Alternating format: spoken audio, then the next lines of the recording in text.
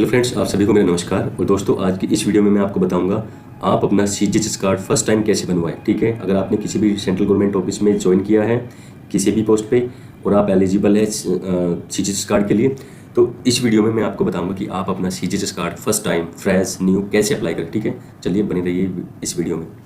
सबसे पहले हम गूगल में टाइप करेंगे cghs.mohfw.gov.in। ठीक है,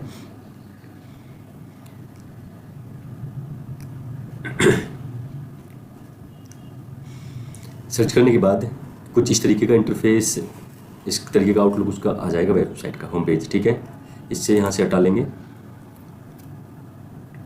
इसके बाद हम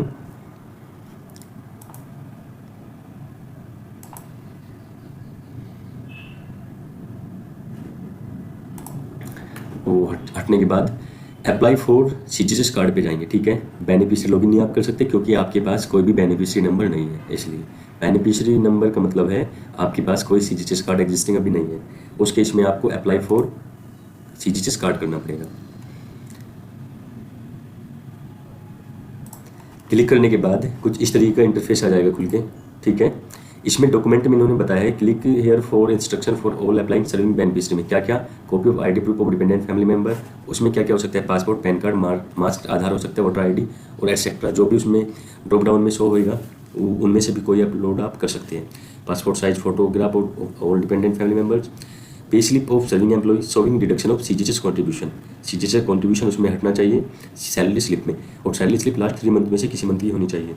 residential address, PAN card no, अगर किसी फैमिली मेंबर का पैन कार्ड नहीं है तो ये वाला फॉर्म उनको डिक्लेरेशन के रूप में भरना पड़ेगा। ठीक है, चलिए माइनर के केस में ऑल एंड सभी, माइनर ब्रदर हो या सन हो उसके केस में सभी चीज़ें लगेगी ऊपर। ठीक है, डिसेबल्ड ब्रदर के केस में सिस्टर या डिसेबल कोई भी फैमिली मेंबर हो उस केस में आपको उनका यूआईडी वाला सर्टिफिकेट देना पड़ेगा। ठीक है, चलिए अब कर देते हैं कंटिन्यू। कंटिन्यू करने के लिए सबसे पहले हमें अपना मोबाइल नंबर दर्ज करना पड़ेगा। यहाँ पे जैसे ही हम मोबाइल नंबर दर्ज करेंगे तो उसी मोबाइल नंबर पे ओटीपी जाएगा फॉर वेरिफिकेशन, और सीजीएचएस में सभी पर्पज के लिए यही मोबाइल नंबर फिर काम करेगा। ठीक है, चलिए वेरीफाई कर लेते हैं मोबाइल नंबर को।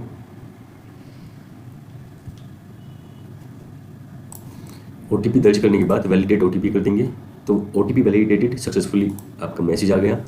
इसके बाद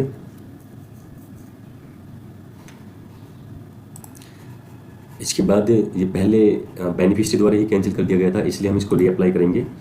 रिटायर्ड एम्प्लॉय नहीं है, serving employee and applying for CGHS card for the first time, तो सेकंड वाले पे क्लिक करेंगे। इस पर क्लिक करने के बाद ये थोड़ा टाइम लेता है 5 से 6 सेकंड, तो इसलिए आपको पेशेंस रखना है यहाँ पे भी और जब आप अप्लाई करेंगे तब भी। तो आपको ये मैंडेटरी डिटेल फिल करनी पड़ेगी। सबसे पहले अपना नेम एंटर कीजिए, इसमें हिंदी में ऑटो फेच कर लेगा।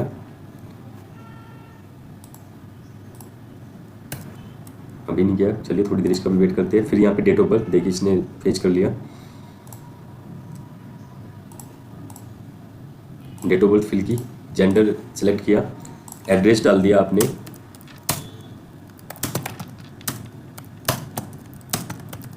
एड्रेस में टाइप करते टाइम ओब्लिक वाला साइन मत लगाना, बस ये वाला। ठीक है, बाकी सब यूज कर सकते हैं आप, नहीं तो अगर कोई चीज़ में एरर आए तो स्पेशल केस को हटा के आप अप्लाई कर सकते हैं। ठीक है, उसके बाद उस एरिया का पिन कोड के बाद वो सिटी सेलेक्ट कर लिया हमने। सिटी के बाद डिस्ट्रिक्ट नॉर्थ ईस्ट दिल्ली, उसके बाद सीजीएचएस कवर्ड सिटी वो भी दिल्ली है। ये ऑटो फेच करेगा, कर लिया। डिस्पेंसरी सहादरा ले लेंगे इस एड्रेस के हिसाब से। पासपोर्ट साइज फ़ोटो अपलोड करना है तो पासपोर्ट साइज फ़ोटो यहाँ से ले लेंगे। एड्रेस प्रूफ में क्या है, वैलिड डिपार्टमेंटल आई कार्ड है तो उसको अपलोड कर देंगे, या कोई भी आप कोई भी आईडी अपनी अपलोड कर सकते हैं, उसमें कोई इशू नहीं है। जो भी आपको ड्रॉप डाउन में दिखे आप उसी डॉक्यूमेंट को इसमें अपलोड कर सकते हैं। रेजिडेंशियल प्रूफ टाइप में आप क्या रखेंगे, रजिस्टर्ड रेंट एग्रीमेंट हमारे पास ये रहा, rent agreement and owner ID. इसमें या तो इलेक्ट्रिसिटी बिल देना पड़ेगा ओनर का या फिर उनका आधार कार्ड। जिद्दी है ये, अपलोड ही नहीं हो रहा। ठीक है, रेंट एग्रीमेंट अपलोड करने के बाद अब बारी आ जाती है service beneficiary serving department details, कहाँ पे वर्किंग है आप, ठीक है, उसकी डिटेल डालनी पड़ेगी।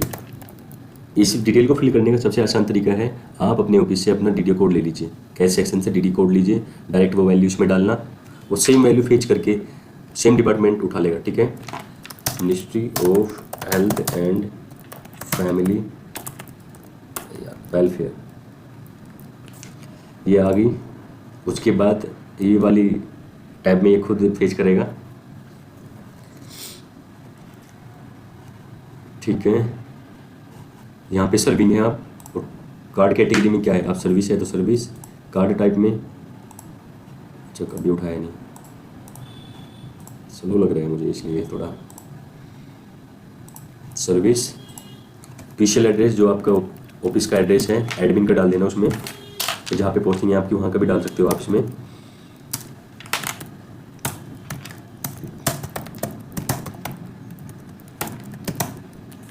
पे स्केल, अब जिस पे स्केल पे है,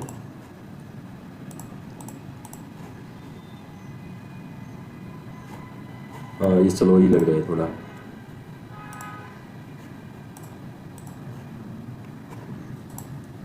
वेबसाइट ही थोड़ी स्लो लग रही है।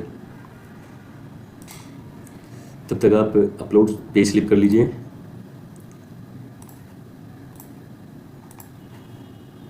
फाइल अपलोड फेल्ड, कुछ नेटवर्क का इशू हो रहा है, देख लेते हो एक बार इसको, ठीक है। इसको अपलोड कर देंगे, अपलोड हो गई। इन वैल्यूज को भी देख लेते हैं, फेच ही नहीं कर रहे हैं।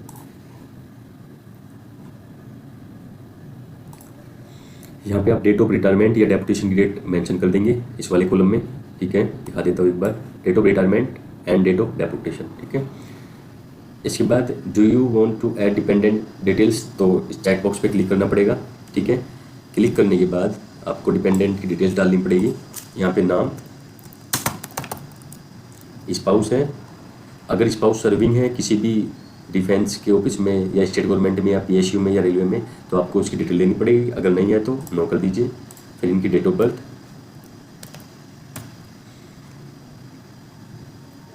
ठीक है।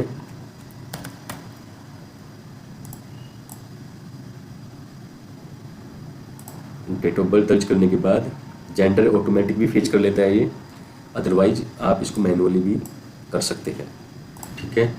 मोबाइल नंबर दर्ज करने के बाद upload dependent passport size photograph और डॉक्यूमेंट अपलोड करते टाइम आपको बस उनका ना साइज़ देखना है, अगर एक्यूरेट साइज होगा तो कभी भी कोई इशू नहीं आएगा। आई कार्ड में क्या रहेगा इनका, वोटर आईडी, ठीक है, कर देंगे आप अपलोड। यहाँ पे सिलेक्ट करना पड़ेगा कौन से टाइप का था, तो हमने किया इनका वोटर आईडी, वैलिड डिपार्टमेंटल, अच्छा ये रहा वोटर आईडी, ठीक है। ये किया हमने अपलोड, हो गया। इसके बाद क्या करना पड़ेगा, ऐड डिटेल्स करेंगे, तो डिपेंडेंट की डिटेल हो गई इसमें ऐड। अगर किसी और दूसरे आप डिपेंडेंट को, जैसे फैमिली मेम्बर काफ़ी सारे हैं, तो यहाँ पे ऐड करते जाएंगे और इस वाले ऐड डिटेल्स पे क्लिक करते जाएंगे, तो आपकी फैमिली मेम्बर्स की डिटेल्स ऐड होती चली जाएगी, ठीक है। इसके बाद फाइनल सबमिशन पे जब आएंगे आप, तो आपको एक अंडरटेकिंग देनी पड़ेगी, ठीक है। आप इससे पहले आप अपना देख लेना, अगर कोई आपको इशू आ रहा है तो वो चेक बॉक्स वाले में अपने आप ही बता देगा, उसमें फली टैब में जो भी है, तो मैंडेटरी फील्ड में अपने आप आपको बता देगा, वो वहाँ से आप उसको करेक्ट कर लेना, ठीक है। चलिए मैं अब अंडरटेकिंग की तरफ चलता हूँ। ये आ गई अंडरटेकिंग बाई एप्लीकेंट, तो इस पर सिलेक्ट आल कर देंगे तो ये सभी को सिलेक्ट कर लेगा, ठीक है। रिव्यू कर लेंगे। जब आप अपना फॉर्म प्रीव्यू कर लेंगे तो आप अपने यहाँ पे साइन और डेट डाल देना, साइन करके और डेट यहाँ पे मेंशन कर देना। उसके बाद जो आपका एडमिनिस्ट्रेशन है, एडमिन ऑफिस है, ठीक है, तो वहाँ पे उनका साइन और स्टैम्प लगेगा इस वाले पेज पे, ठीक है। अब आगे सुन लीजिए क्या क्या डॉक्यूमेंट लगेंगे। साइन स्टैम्प यहाँ पे करा के ये पूरा पेज रेडी हो जाएगा, ठीक है। उसके बाद आपको जैसे रेंट एग्रीमेंट अपलोड किया उसकी फ़ोटोकॉपी, सैलरी स्लिप की फ़ोटोकॉपी, आईडी की फ़ोटोकॉपी, ठीक है, डिपार्टमेंटल आई कार्ड की फ़ोटोकॉपी, जो भी आपने अपलोड किया उसके साथ में ऑफिस से फॉरवर्ड करवाना है अलग से। उन सभी डॉक्यूमेंट को लेके फिर आपको सबमिट करना पड़ेगा या सीजी से हेड ऑफिस में। या ये काम आपको तब तक करना है जब तक सभी ऑफिस ऑन बोर्ड नहीं हो जाते। कुछ सोचना है ये भी है कि कुछ टाइम में डीडीओ ही आपका एप्लीकेशन फॉरवर्ड किया करेगा, ठीक है। आप सोचते होंगे कि यार ऑनलाइन अप्लाई कर दिया, सबमिट भी कर दिया, तो फिर लेके क्यों जाऊँ। अभी जब तक सभी डीडीओ ऑन बोर्ड नहीं हो जाते तो इस एग्जीक्यूशन में काफ़ी टाइम लग सकता है। तो तब तक आपको अपना ये वाला फॉर्म प्रिंट करके with all supportive documents. You have to submit your application at CGHS office of your city. Okay, thanks for watching this video, and friends, if you are a new viewer of this channel, so please subscribe my channel. Thank you. बस यहाँ पे मैं एक information और add करना चाहूँगा, आप please गलती से भी कैंसिल पे क्लिक मत करना, ठीक है। इन्होंने लास्ट टाइम कैंसिल पे क्लिक किया था तो ये एप्लीकेशन कैंसिल बाय बेनिफिशियरी आ जाएगा, ठीक है। सीधा आपको व्यू पे जाना है और अपने फॉर्म का प्रिंट आउट ले लेना है, ठीक है।